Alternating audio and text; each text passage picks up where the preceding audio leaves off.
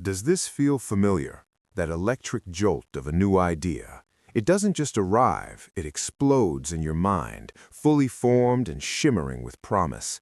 The absolute certainty that this is the one. The project that will finally change everything. You can almost taste the success. You see the finished product, the glowing reviews, the life you'll have once it's done. So you dive in.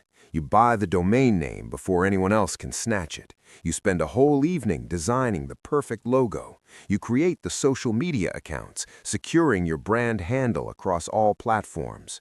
You tell your closest friends, who mirror your excitement, validating your genius. For a few days, you are a whirlwind of productivity, fueled by pure passion and caffeine. You feel alive. You feel unstoppable. And then a week passes. Maybe two. The initial excitement wears off like the fizz in a flat soda. The logo now seems a bit amateurish. The first real obstacle appears, a technical problem. The work is no longer exhilarating. It's just work. And right on cue, as if summoned by your wavering motivation, another idea appears on the horizon. A new, better, shinier idea.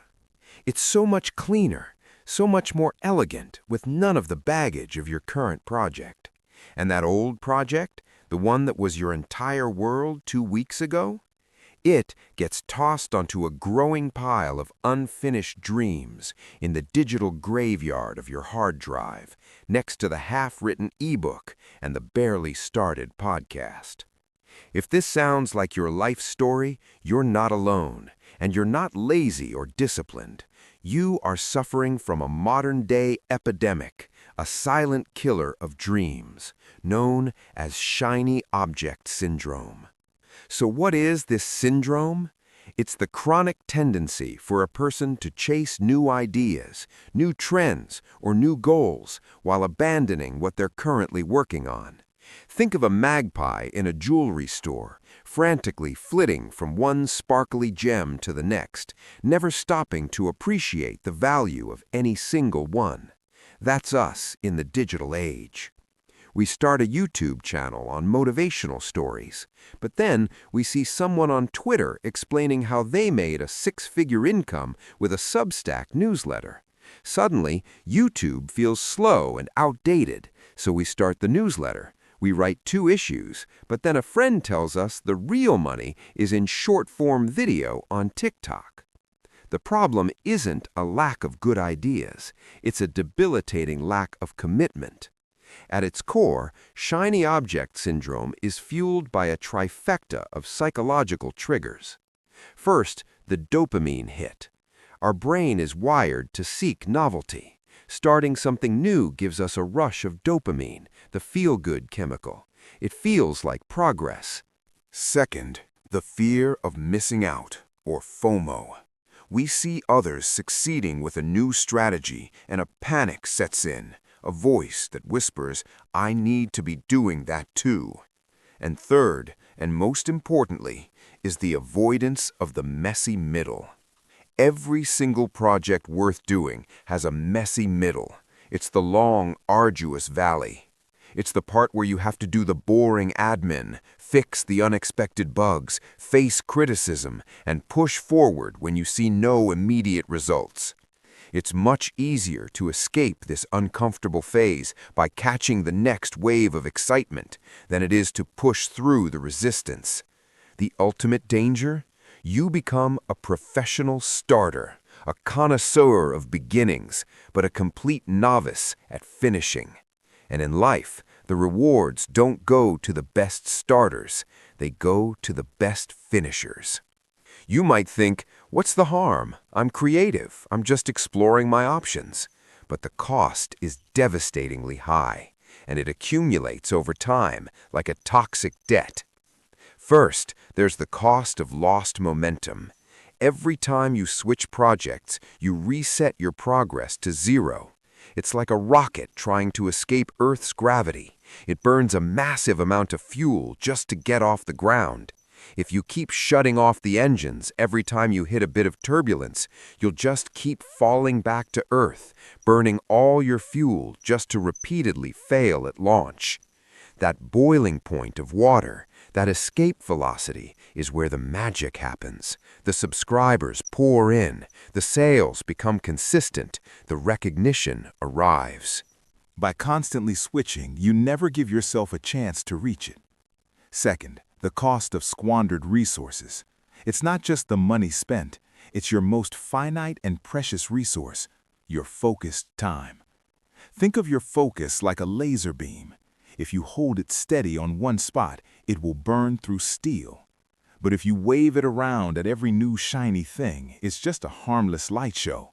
All those hours consolidated could have built a true skyscraper of success. And finally, the most tragic and insidious cost, the cost to your self-belief. This is the real killer. Every time you abandon a project when it gets hard, you subconsciously send a powerful message to yourself. I don't have what it takes. I don't finish what I start. Over time, this lie becomes your identity. It erodes your confidence from the inside out. You begin to doubt your ability to ever see anything through to the end. The next big idea becomes a form of self-defense. But there is a way out. Beating shiny object syndrome isn't about finding more willpower. It's about installing better systems, like guardrails on a highway. First, create an idea parking lot. Your brain is for having ideas, not for holding them. When a new, shiny idea pops into your head, don't try to suppress it. Instead, open a simple document or a physical notebook. Write the idea down in detail. Give it a name. Then close the document and get back to your main project. Second, religiously follow the 90-day rule. Commit to your current primary project for an uninterrupted 90-day sprint, a business quarter. No new projects, no new major directions. For 90 days, your default answer to every new shiny object is a polite but firm, "Not now." This period is long enough to push through the initial excitement, navigate the murky waters of the messy middle, and start seeing the first real green shoots of traction. Third, define your one thing. The root of all distraction is a fundamental lack of clarity. Ask yourself, what is the one thing that would make everything else easier? Write it on a sticky note and put it on your computer monitor. This becomes your compass. When a new idea appears, you ask, does this get me closer? And fourth, you must finish something, anything. To break the curse of the starter, you must become a finisher. Find the smallest half-done project, the one that's 80% complete, and finish it. It doesn't have to be perfect. Done is better than perfect. Publish that short blog post. Upload that video. The act of completing a project, no matter how small, rewires your brain. It gives you a taste of the profound satisfaction that comes from crossing a finish line. A feeling far more powerful and lasting than the cheap, fleeting thrill of starting something new. The world is full of brilliant starters. It's full of people with genius ideas that could have changed lives. But the world is not changed by starters. It is shaped, built, and improved by finishers. The next time a shiny new idea tries to seduce you away from your path, remember this. The real gold isn't in some new undiscovered mine across the valley. The real gold is right under your feet. You just have to be willing to ignore the siren songs and dig past the hard rock of the messy middle to get to it. Your current project was once your shiny object. It was once the idea that filled you with unshakable passion. That potential is still in there, waiting to be unlocked. Don't betray that past version of yourself. Choose discipline over dopamine. Choose commitment over distraction.